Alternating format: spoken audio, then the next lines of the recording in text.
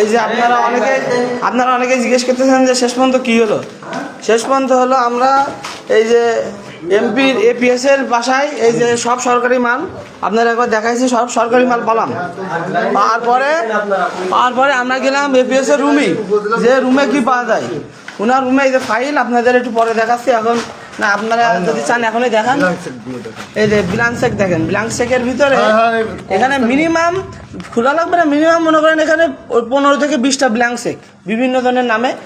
আর এখানে তো উন্নয়নমূলক কর্মকাণ্ডের সব মনে করেন যে আপনার কাগজপত্র অমুক জায়গায় 5 লাখ টাকা, অমুক জায়গায় 3 লাখ টাকা, 10 লাখ টাকা, এরকম কাগজপত্র সব। আর রেফারেন্স তো আছেই ব্ল্যাঙ্ক চেক, অধিকাংশ আমাদের মনে হয় সব রেফারেন্সে, মানে ব্ল্যাঙ্ক চেকের যে নাম ওইগুলোর সাথে রেফারেন্সের নাম মিললেই পাওয়া যাবে এই যে পদের কিরা কোন চাকরি পাবে।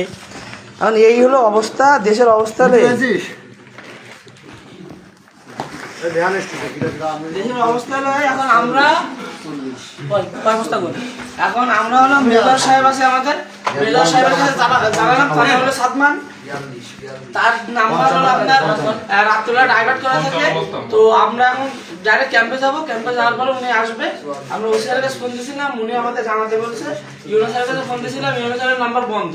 এখন আমাদের কাজ হলো এইগুলো হলো সুন্দরভাবে যেন গরিব মানুষই পায়, এটা হলো আমাদের মূল দায়িত্ব। আমরা ছাত্র আমাদের মূল দায়িত্ব হলো এই জিনিসগুলো যেন গরিব মানুষ পায়। এটা হলো আমাদের সমন্বয় ভাই আছে, তার বাসার পাশে মূল ইনি বহুদিন ধরে এগুলো তদন্ত করে, যেহেতু ওনার বাসার পাশে উনি বের করেছে মূলত এইগুলো।